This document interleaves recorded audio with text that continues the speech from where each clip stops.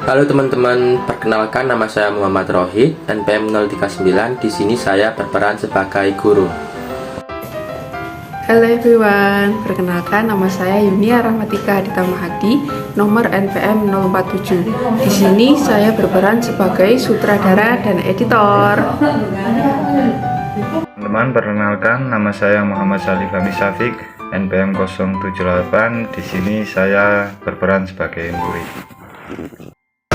Halo teman-teman, saya Apriana Bulu, NPM 006. Di sini saya bertugas sebagai pembuat makalah dan sekaligus jadi murid. Terima kasih. Halo teman-teman, selamat pagi. Saya Florianus Bentas, nomor NPM 085. Di sini saya bertugas sebagai pembuat PPT dan juga sebagai murid. Terima kasih.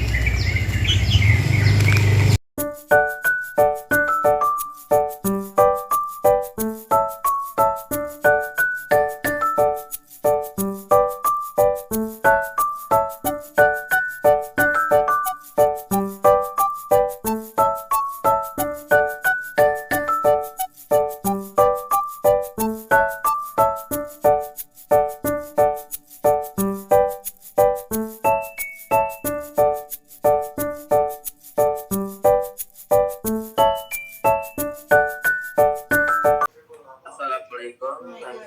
Sekian anak. Waalaikumsalam warahmatullahi wabarakatuh. Selamat pagi Pak. Alangkah baiknya kita berdoa dulu sebelum melakukan pembelajaran hari ini. Untuk ketua kelas, silakan untuk dipimpin teman-temannya untuk berdoa. Baik Pak, mari teman-teman, mari kita berdoa menuntut kepercayaan masing-masing. Doa mulai.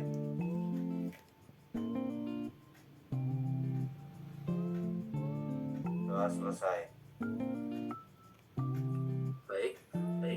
Semoga hari ini kita diberikan kelancaran dalam pembelajaran kita hari ini. Kapan kayu buat lancar, teman kelaut sebelum belajar, jangan dulu mikirin pelajaran, lebih baik fokus belajar.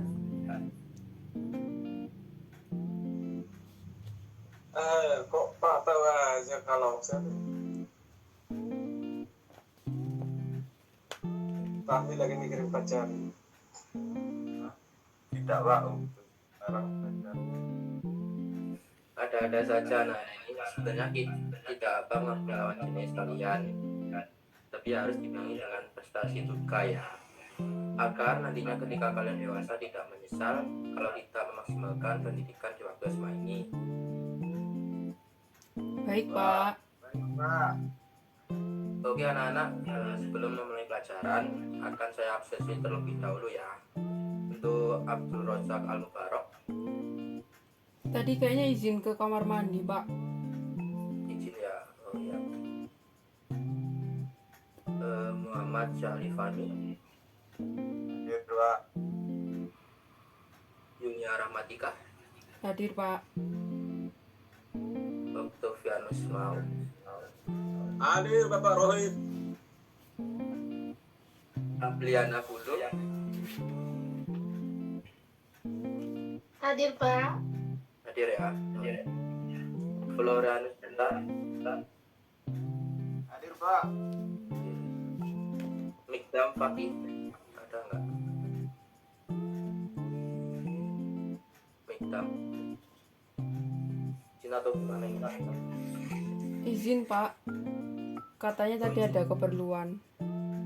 Oh ya udah. Baik anak-anak, ada yang tidak izin dua tadi ya. Baik semua, maka Bapak akan memulai pelajarannya ya. Silakan untuk tolong share screen ya, soalnya di sini ada banyak.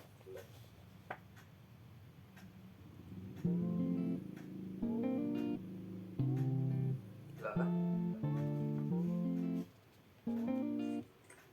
bisa bantu share screen?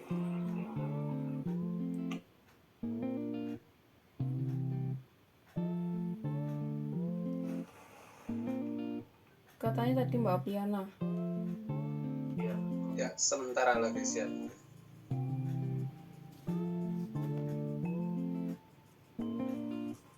Ya udah tampil Pak Roy.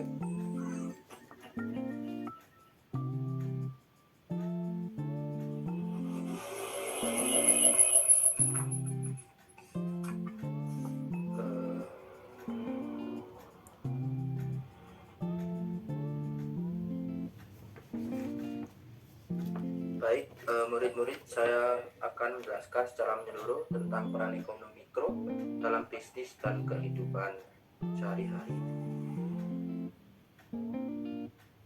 Slide selanjutnya. Ada yang bisa menjelaskan apa ini yang sedang terjadi di gambar di atas? Saya Pak, ada seorang ibu membeli sayur. Saya Pak, Ya, apa itu? ada seorang ibu yang menjual sayur Pak. Oke, jawaban kalian benar semua. Jadi anak-anak saya akan menerangkan tentang peran ekonomi mikro dalam usaha dan kehidupan sehari-hari. Pada dasarnya ada konsep dasar ekonomi mikro. Apa ada yang sudah tahu contohnya di sini? Mungkin bisa menjawab Mbak Yunia. Saya Pak bisa. Untuk contohnya yaitu elastisitas harga permintaan dan pilihan konsumen. Wah, benar sekali Yunia. Apa ada yang mau berpendapat lain mungkin? Saya Pak, Gimana coba? contoh selanjutnya adalah penawaran permintaan. Ada yang lain? Contohnya? Saya Pak, Silakan. contohnya yaitu struktur pasar dan keputusan produksi. Lalu ada yang lain juga? Saya Pak, Ya, silakan. pasar tenaga kerja Pak Roy. Oke, baik, cerdas sekali murid-murid Bapak ini. Baik, murid-murid Bapak akan menjelaskan secara menyeluruh ya tentang peran ekonomi mikro dalam usaha dan kehidupan sehari-hari. Slide selanjutnya. Elastisitas harga permintaan. Contoh ekonomi mikro yang pertama adalah elastisitas harga permintaan, yaitu tentang bagaimana konsumen bereaksi terhadap perubahan harga barang dan jasa. Diketahui bahwa poin ini dapat menjadi indikator seberapa sensitif kuantitas yang diminta dari suatu produk yang dihasilkan produsen. Elastisitas permintaan adalah gambaran tentang sejauh mana permintaan suatu produk merespon perubahan harga. Jika nilai elastisitas tinggi, maka permintaan terhadap harga akan responsif. Sebagai contoh, ketika harga naik, jumlah produk yang dibeli cenderung akan menurun secara signifikan. Sedangkan jika nilai elastisitas rendah, maka permintaan tetap terlalu terpengaruh oleh perubahan harga. Dengan kata lain, permintaan akan naik secara signifikan. Pemain elastisitas permintaan ini penting bagi produsen dan pemasaran dalam menentukan harga serta strategi pemasaran yang optimal. Dan yang kedua yaitu pilihan konsumen. Contoh ekonomi mikro berikutnya adalah pilihan konsumen.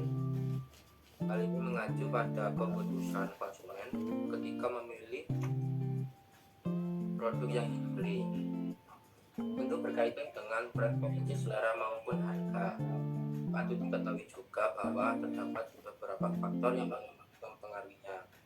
Seperti yang disebutkan sebelumnya, pilihan konsumen dipengaruhi oleh preferensi, yaitu selera pribadi ketika memilih produk.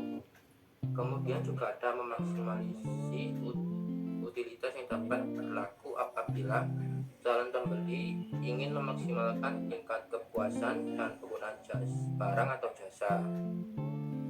Dalam ekonomi, pilihan konsumen tidak hanya bergantung pada kepuasan kemasan atau identitas produk, tetapi juga pada garis anggaran mereka. Dengan demikian, pilihan konsumen yang optimal adalah ketika produk yang dipilih memberikan kepuasan maksimum dan terjangkau dengan uang mereka. Selain itu, pilihan kita juga tergantung pada pendapat kita dan harga barang-barang alternatif. Konsep efek pendapat dan efek substitusi perusahaan menjelaskan keduanya berhubungan dengan bagaimana perubahan harga suatu barang mengubah pilihan dan konsumsi kita. Pengorbanan dan keputusan konsumsi yang kita buat ketika harga dan pendapatan berubah juga merupakan bagian dari teori pilihan konsumen. Yang ketiga ada penawaran dan permintaan. Contohnya berikutnya yaitu penawaran dan permintaan. Diketahui bahwa dua aspek ini berpengaruh penting terhadap perkembangan pasar, baik untuk penjual dan pembeli. Terdapat interaksi antara penjual dan pembeli. Melalui penawaran dan permintaan akan tercipta harga yang disepakati pasar. Permintaan dan penawaran adalah konsep dasar dalam ekonomi mikro yang menggambarkan interaksi antara pembeli dan penjual di pasar.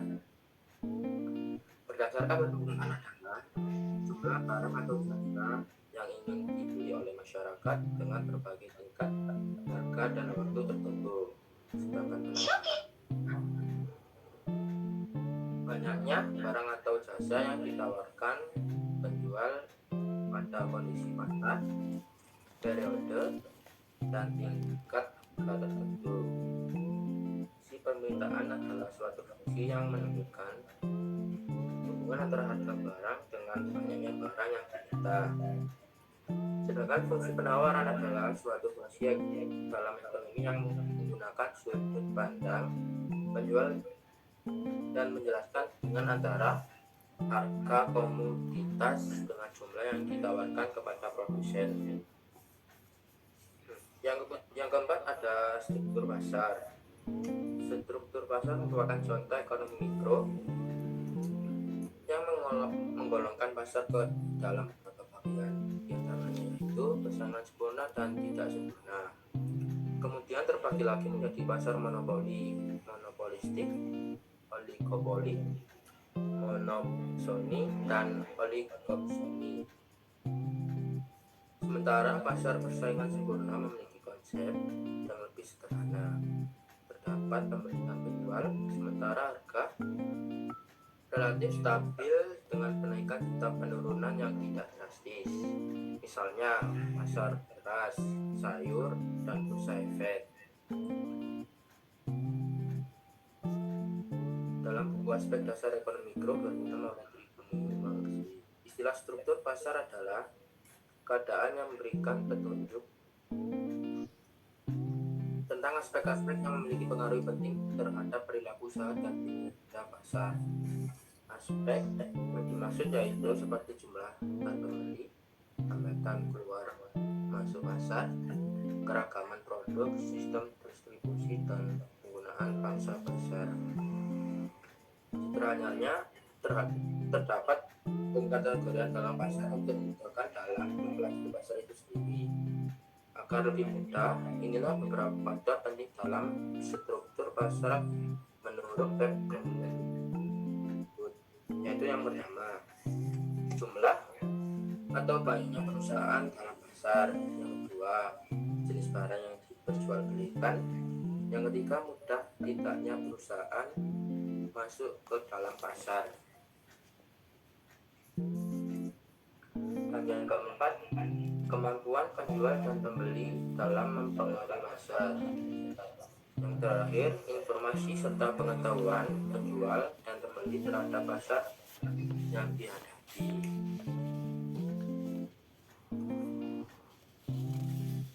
Yang kelima ada keputusan produksi. Contoh ekonomi mikro berikutnya adalah bagaimana perusahaan melakukan analisis untuk menentukan produksi, termasuk kuantitas, jenis, jumlah pekerja, hingga harga yang didapatkan. Contoh sederhananya yaitu produksi makanan. Penjual harus mempertimbangkannya dari segi harga bahan baku, upah karyawan, jenis produk, permintaan konsumen, dan harga jual akhir. Produksi adalah suatu proses untuk mengkombinasikan, mentransformasikan, dan mengubah input menjadi output. Dalam hal ukuran dan organisasi internalnya, tapi semuanya memiliki input dan mengolahnya menjadi barang-barang yang dibutuhkan masyarakat.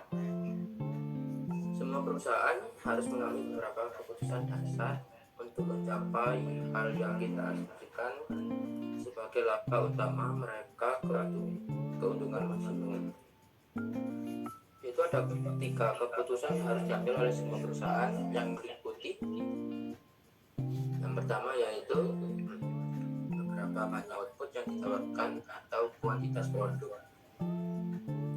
Yang kedua, bagaimana memproduksi output itu, atau teknik atau teknologi produksi apa yang akan digunakan. Yang ketiga yaitu beberapa banyak tiap input yang diminta.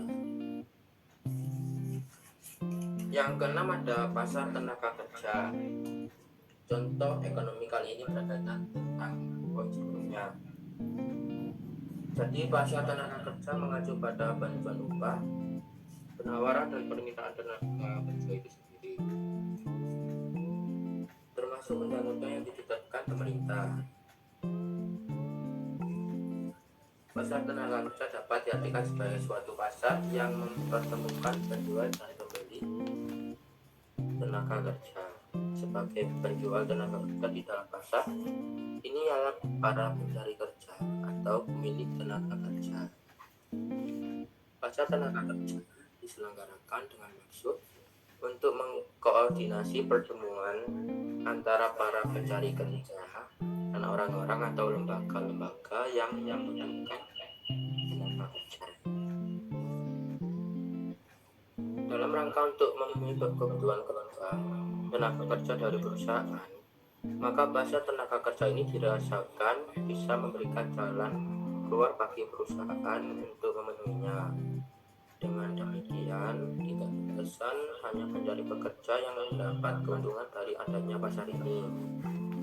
Untuk menciptakan kondisi yang sinergi antara kedua belah pihak, yakni antara penjual dan pemberi tenaga kerja, diperlukan kerjasama.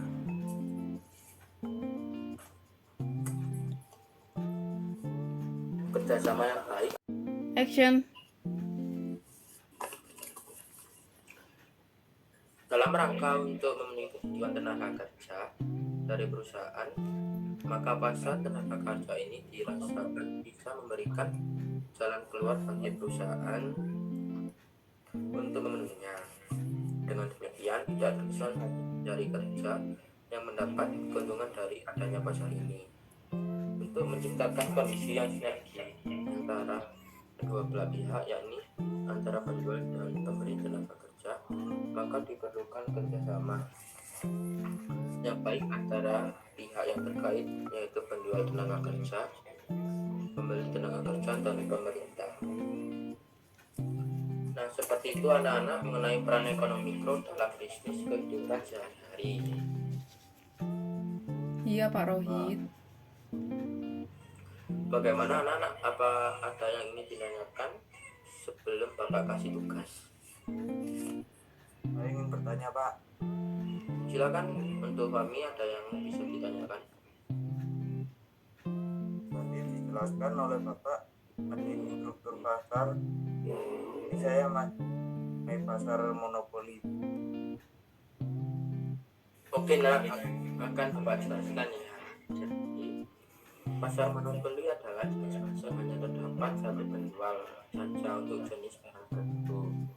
Jadi dapat dipahami apabila produsen tersebut akan memperoleh laba lebih normal dikarenakan adanya hambatan masuk ke dalam pasar dan sekaligus sebagai price maker. Bayangkan sebuah perusahaan individu yang memiliki kontrol atas segalanya, dari kuota hingga harga.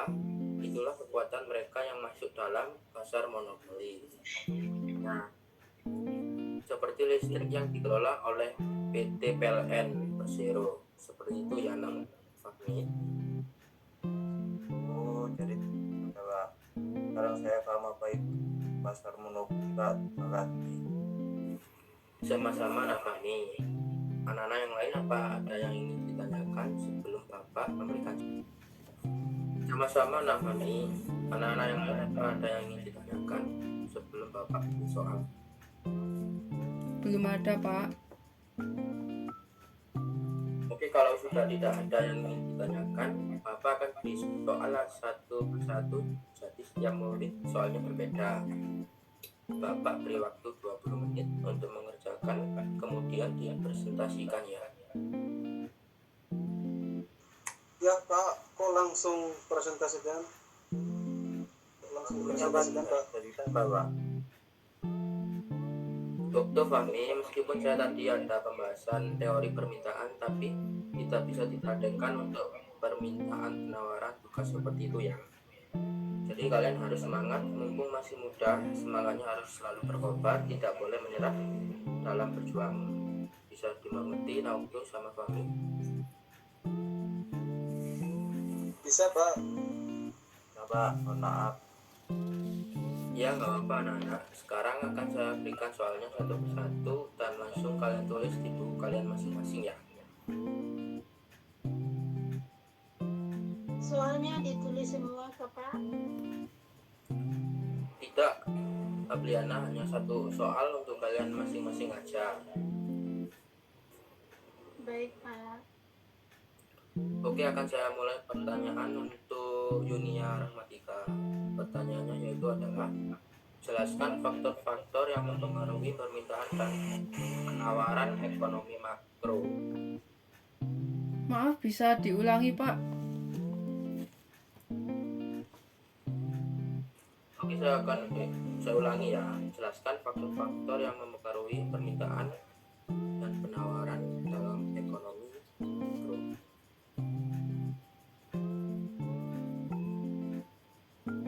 Baik, sudah saya catat, Pak. Oke, selanjutnya pertanyaan untuk Fahmi.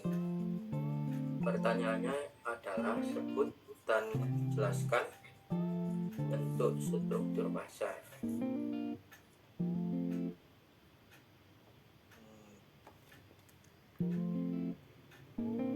Baik Pak, sudah.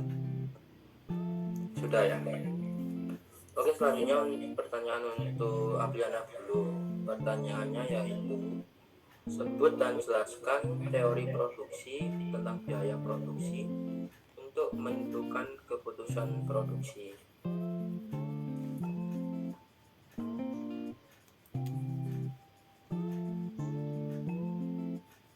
Baik Pak, saya sudah catat. Terima kasih. Oke, selanjutnya pertanyaan untuk kami lagi ya. Pertanyaan itu apa kelebihan dan kekurangan pasar tenaga kerja?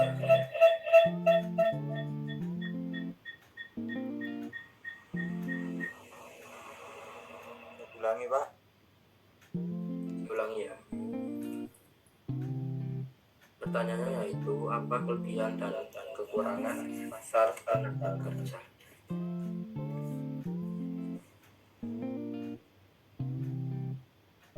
Baik Pak, sudah jelas. Mungkin selanjutnya pertanyaan untuk ini adalah apa saja jenis-jenis elastisitas permintaan? Baik Pak, sudah saya catat. Oke, selanjutnya pertanyaan untuk Julia. Pertanyaannya yaitu apa perbedaan dari pasar tenaga kerja persaingan sempurna dan dengan pasar tenaga kerja monopoli? Baik, Pak, sudah saya catat. Selanjutnya pertanyaan untuk Florianus ya. Pertanyaannya yaitu apa saja fungsi dan manfaat pasar tenaga kerja?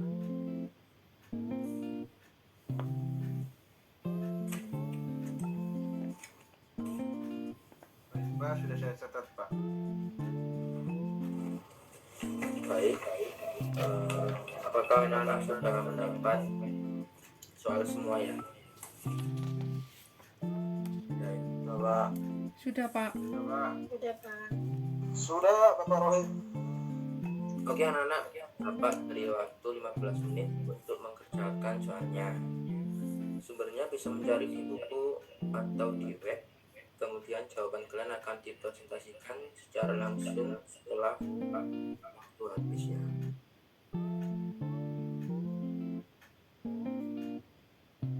Izin bertanya Pak, apakah waktunya bisa ditambahkan sedikit? Tidak ada dispensasi waktu lagi, jangan banyak menawar, cepat dikerjakan sekarang. Kamu ini bro, Pak Rohit marah. Baik Pak.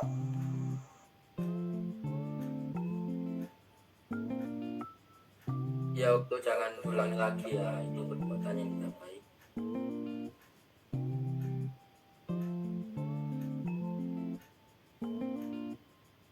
Pak. Baik Pak.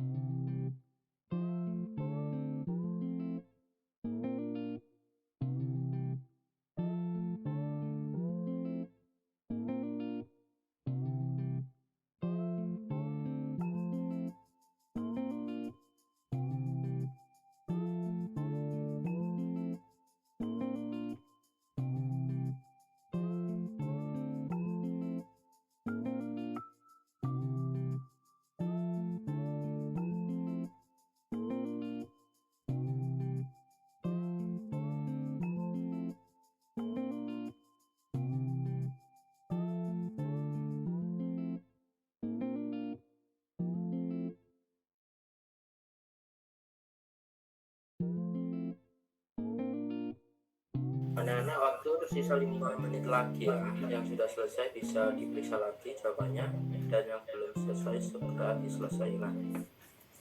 Baik, Pak. Baik Pak, baik Bapak Rohim.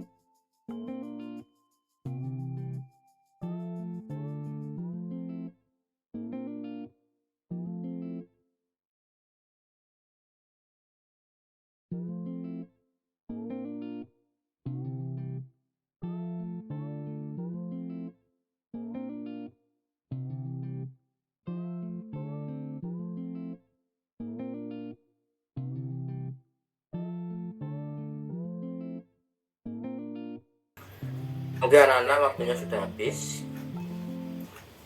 Oke, langsung saja ya saya tunjuk Yunia untuk mempresentasikan hasil tugasnya. Silakan untuk Yunia. Baik Pak, terima kasih. Jadi untuk struktur pasar adalah bentuk struktur pasar dapat dikelompokkan dalam 4 jenis, yaitu pasar persaingan sempurna, pasar monopoli, pasar persaingan monopolistik, dan pasar oligopoli. Berikut adalah penjelasannya beserta bentuk-bentuk yang lain. Yang pertama yaitu pasar persaingan sempurna. Jenis pasar persaingan sempurna diperuntukkan pada persaingan yang berada di level paling besar. Maksudnya, dikatakan sempurna karena di dalam pasar penjual sama-sama menjual barang sejenis dan tidak ada persaingan harga di dalamnya. Sehingga selain itu, para penjual dapat bebas keluar masuk pasar karena tidak adanya penghalang. Harga pasar murni ditentukan oleh mekanisme pasar atau tingkat permintaan dan penawaran. Contoh pasar persaingan sempurna adalah perusahaan beras.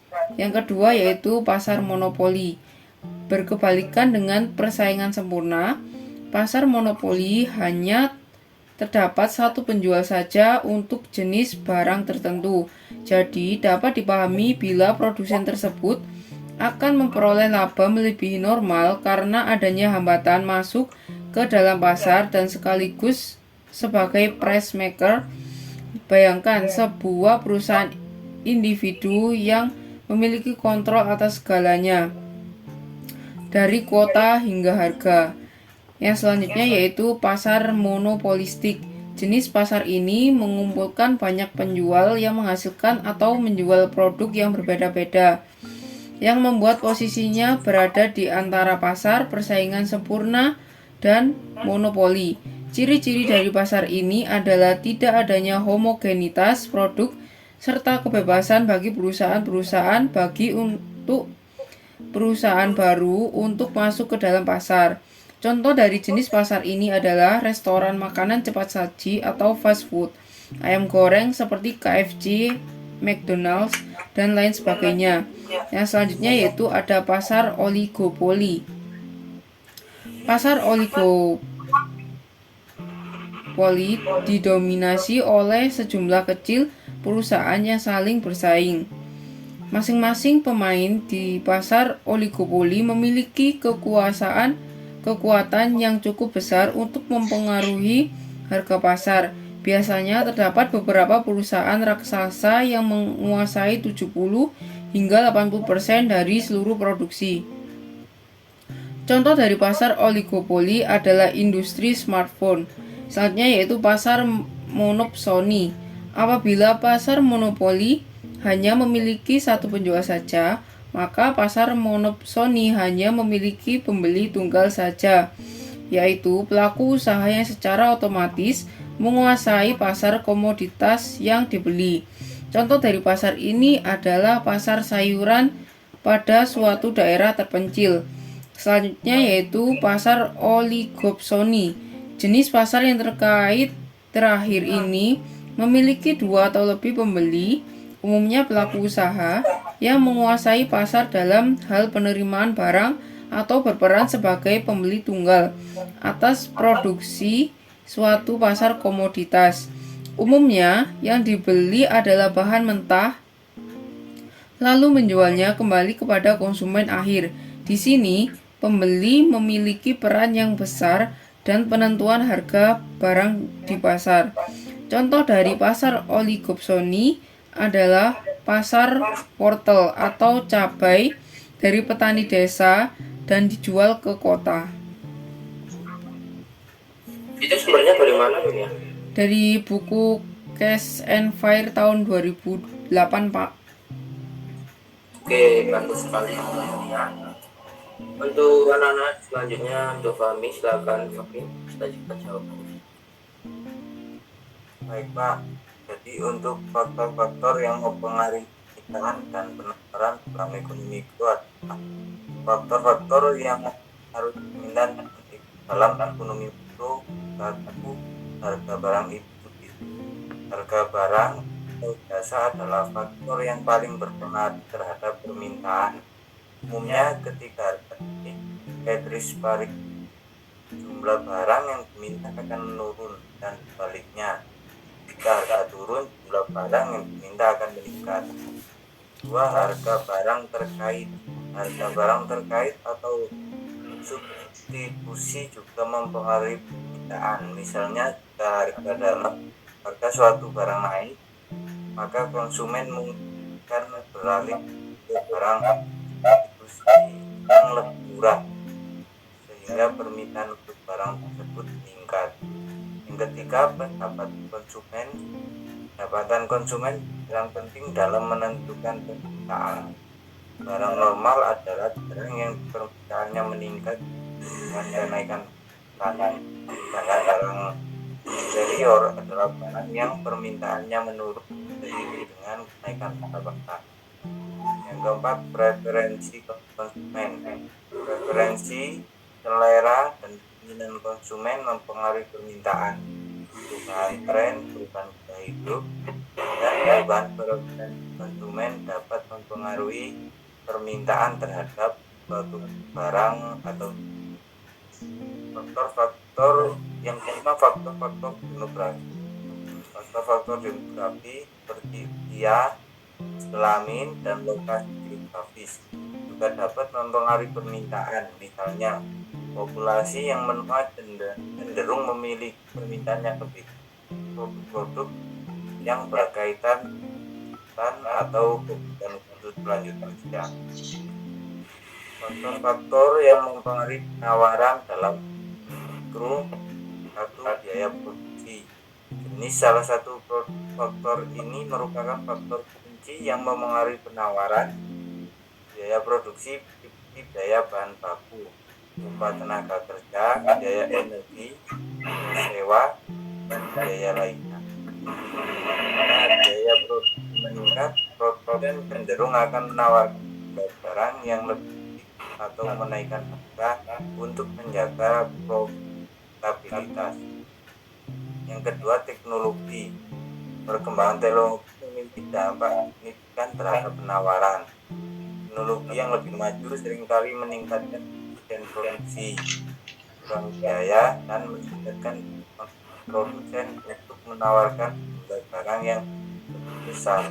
Inovasi teknologi dapat menciptakan produk baru, meningkatkan kualitas produk yang ada. Yang ketiga, faktor-faktor produksi. Dan faktor-faktor seperti tenaga kerja, modal, bahan, dan keterampilan mempengaruhi kemampuan produsen untuk menawarkan barang atau jasa.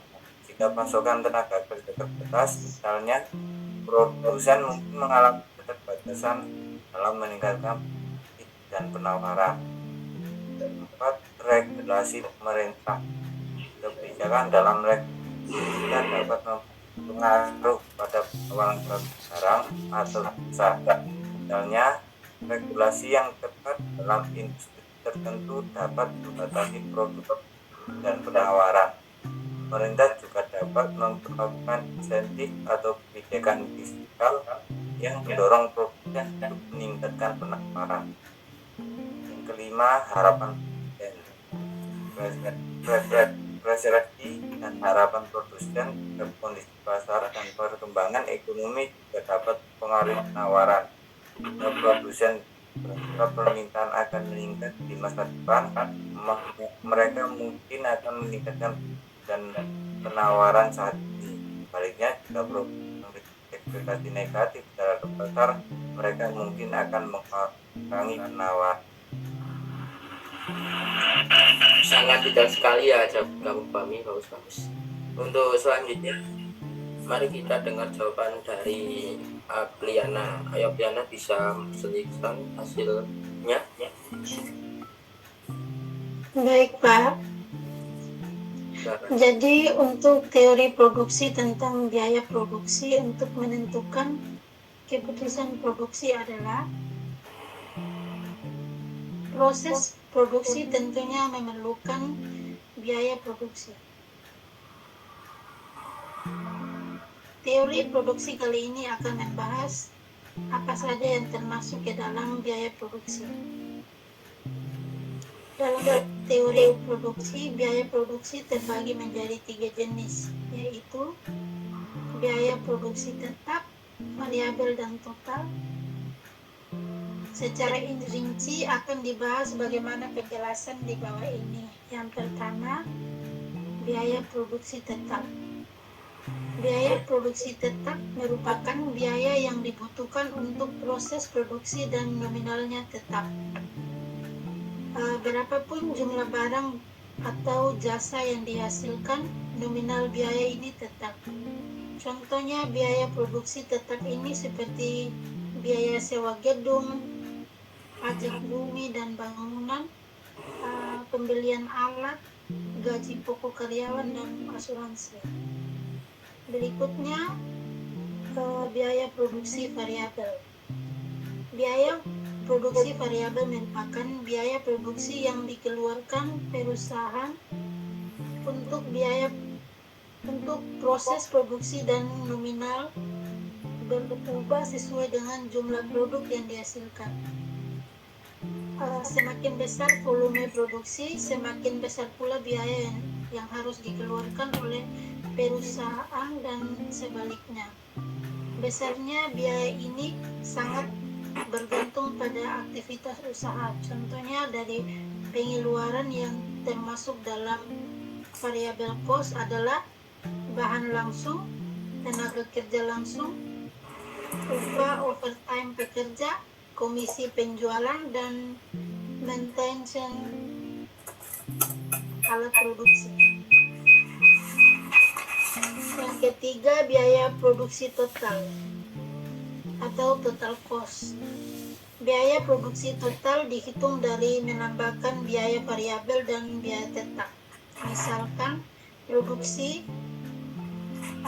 catering melibatkan bahan makanan, tenaga kerja, gas, listrik, air, transportasi, kemasan, dan sebagainya. Maka biaya produksi total didapatkan dengan cara menambahkan seluruh komponen-komponen biaya tersebut. Yang terakhir, biaya produksi rata-rata. Biaya produksi rata-rata didapatkan dengan cara membagi biaya produksi total dengan jumlah produksi. Hal ini penting diketahui agar perusahaan dapat memprediksi keuntungan yang didapat setiap menjual satu unit produk. Mungkin itu saja, Pak. Oke, bagus untuk jawaban kamu, Briana. Selanjutnya yang presentasikan jawabannya yaitu ini. Baik, Pak. Jadi untuk perbedaan dari pasar tenaga kerja persaingan sempurna dengan pasar tenaga kerja monopoli adalah pasar tenaga kerja persaingan sempurna. Dalam pasar tenaga kerja persaingan sempurna terdapat banyak sekali perusahaan. Oleh karena itu, para tenaga kerja dapat menawarkan jasanya secara perseorangan pada perusahaan yang diinginkan. Pada pasar ini, setiap tenaga kerja bertindak demi kepentingan masing-masing dan tidak mendirikan perserikatan seperti serikat pekerja demi memiliki kepentingan bersama. Pada pasar ini berlaku pula hukum permintaan dan hukum penawaran seperti pada pasar barang dan jasa atau pasar output. Itu berarti semakin tinggi upah tenaga kerja, semakin sedikit permintaan terhadap tenaga kerja. Sebaliknya, semakin rendah upah tenaga kerja, semakin banyak permintaan terhadap tenaga kerja. Hal demikian berlaku pula pada penawaran, yakni semakin tinggi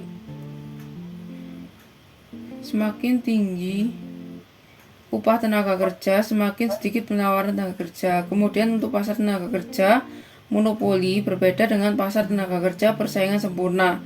Pada pasar ini, seluruh tenaga kerja bersatu, menyatukan kekuatan dan kepentingan dengan bergabung dalam serikat pekerja atau serikat buruh.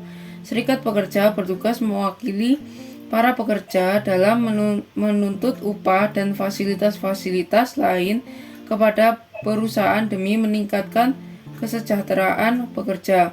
Karena bergabung dalam satu kekuatan, yakni serikat pekerja, maka para tenaga kerja memiliki hak monopoli dalam menjual dan menawarkan tenaganya.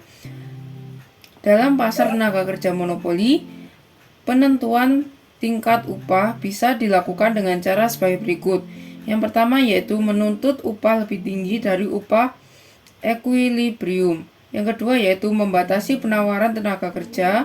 Yang selanjutnya yaitu menambah permintaan tenaga kerja. Oke, bagus, jawaban kamu sudah sangat jelas ya. Selanjutnya untuk Fahmi untuk mempresentasikan hasil tugas. Baik Pak, untuk kelebihan dan kekurangan pasar kerja adalah yang pertama adanya pasar kerja untuk membantu mengurangi beban. Yang kedua untuk membantu dari kerja maupun usaha atau yang menumbuhkan kerja. Ketiga untuk menambah kerja. Yang keempat untuk mudah mendapatkan informasi tentang pekerjaan baik dalam negeri maupun luar negeri. Kelima untuk membantu dengan cepat mengisi posisi pekerjaan dengan kerja yang sesuai dengan kemampuan diri.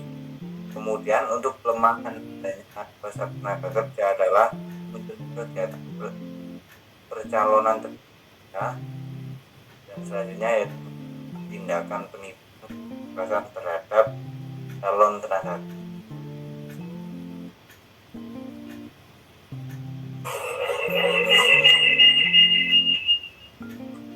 Oke Fahmi, jawaban kamu sangat mudah dipahami. Oke, next saya ingin mendengarkan presentasi dari Florianus Mentas. Baik Pak, terima kasih. Jadi fungsi dan manfaat pasar tenaga kerja adalah yang pertama, fungsinya adalah pasar tenaga kerja memiliki fungsi yang sangat luas, baik di dalam sektor ekonomi maupun sektor-sektor yang lain. Fungsi pasar tenaga kerja yakni sebagai berikut. Yang pertama, berfungsi untuk sarana penyaluran tenaga kerja. Yang kedua, berfungsi untuk sarana untuk mendapatkan informasi tentang ketenaga kerjaan. Yang ketiga, berfungsi untuk sarana untuk mempertemukan pencari kerja dan orang atau lembaga yang membutuhkan tenaga kerja. Kemudian manfaat pasar tenaga kerja yakni yang pertama, bermanfaat untuk membantu para pencari kerja dalam mendapatkan pekerjaan sehingga bisa mengurangi pengangguran. Yang kedua, bermanfaat untuk membantu orang atau lembaga yang memerlukan lembaga kerja untuk memperoleh tenaga kerja. Yang ketiga, bermanfaat untuk membantu pemerintah dalam mengatasi permasalahan ketenaga kerjaan. Seperti itu, Pak.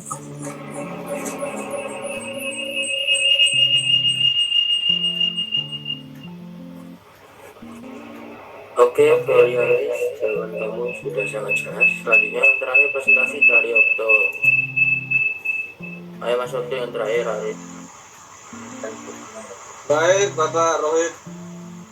Jadi untuk jenis-jenis elastitas permintaan yaitu satu, elastitas berarti barang atau jasa sangat responsif terhadap perubahan harga. Sebagai contoh, pakaian dan makan ringan, ketika harga naik, permintaan akan turun secara signifikan, dan sebaliknya, ketika harga turun, permintaan akan meningkat secara signifikan. Permintaan akan bersifat elastis jika elastis lebih dari satu. Yang kedua, elastis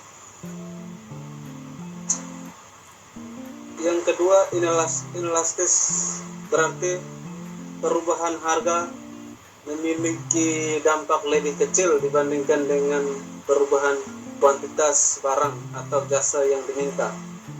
Dalam hal ini, perubahan harga signifikan tidak akan diikuti oleh perubahan kuantitas permintaan yang besar.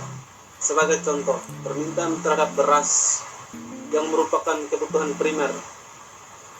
Permintaan akan bersifat inelastis jika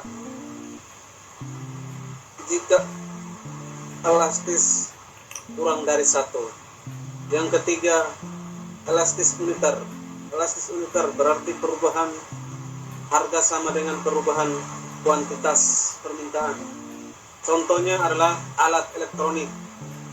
Permintaan akan bersifat elastis uniter jika elastis sama dengan 1. Terus yang keempat, elastis sempurna. Elastis sempurna menggambarkan situasi di mana permintaan bisa mencapai jumlah yang tak terbatas, meski harga barang tetap atau tidak berubah. Contohnya adalah garam dan gula. Permintaan akan bersifat elastis sempurna jika sama dengan atau tak terbatas. 5. Inelastis sempurna. Inelastis sempurna artinya adalah permintaan memiliki angka koefisien yang sama dengan 0. Artinya perubahan harga tidak berpengaruh sama sekali terhadap jumlah permintaan.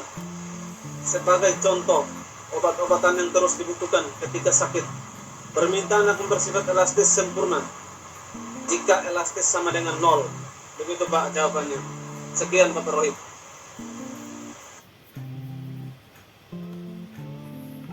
Oke anak-anak, semua pertanyaan sudah dijawab dengan baik dan benar.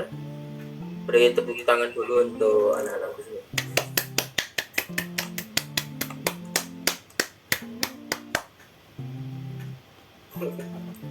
Oke anak-anak, Bapak akan memberi PR untuk kalian belajar di rumah ya. Soalnya kalian catat ya. Baik Pak. Ya, Baik Pak, pelan-pelan ya Pak.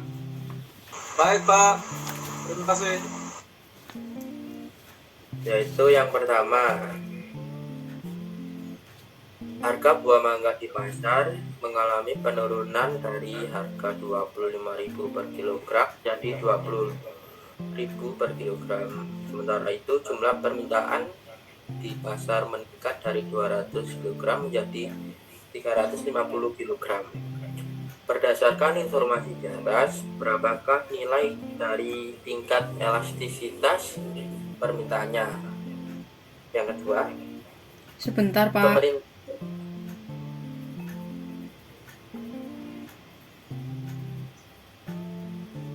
Sudah Pak.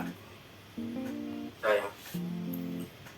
Yang kedua, permintaan akan daging kambing di pasar mengalami kenaikan dari 30 kg menjadi 50 kg. Meskipun begitu, harga daging kambing tetap stabil pada harga 80 kg. Pelan-pelan Pak.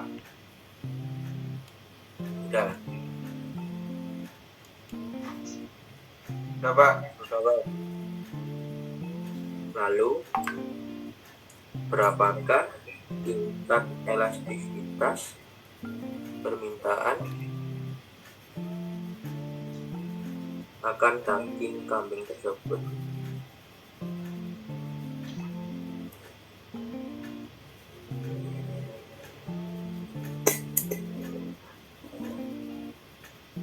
Coba belum? Sudah Pak. udah Pak. Yang ketiga, sebutkan dan jelaskan analisis struktur pasar yang ada di Kota Malang. Bapak.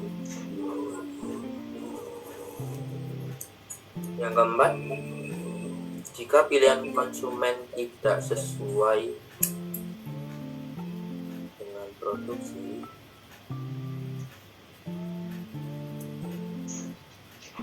maka apa yang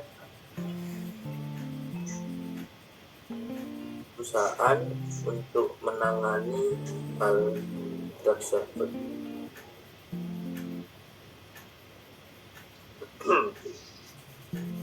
Sudah, Pak. Yang terakhir, bagaimana alur kerja pasar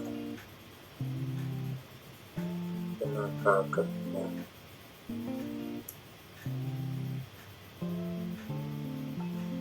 Baik Pak, sudah Pak. Sudah semua ya? Sudah, Pak. Baik. Oke anak-anak, sebelum Bapak tutup pelajaran hari ini, apakah ada yang ingin ditanyakan lagi?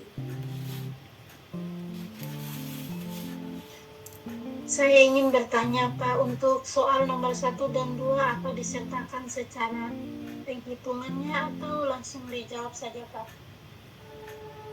Dengan perhitungannya ya, agar kalau ada kurang benar bisa Bapak analisa kembali. Baik, terima kasih, Pak. Baik anak-anak, apakah ada yang ingin ditanyakan kembali? Apa Pak? Tidak ada, Pak. Ada. Oke, burung dara, burung cendrawasih bisa dicari dulu di Papua. Cukup sekian, terima kasih, semoga bermanfaat untuk kita semua. Selamat pagi, wassalamualaikum warahmatullahi wabarakatuh. Waalaikumsalam warahmatullahi Terima wabarakatuh. kasih Bapak Tauhid. Terima kasih, Bapak. Ya, terima kasih.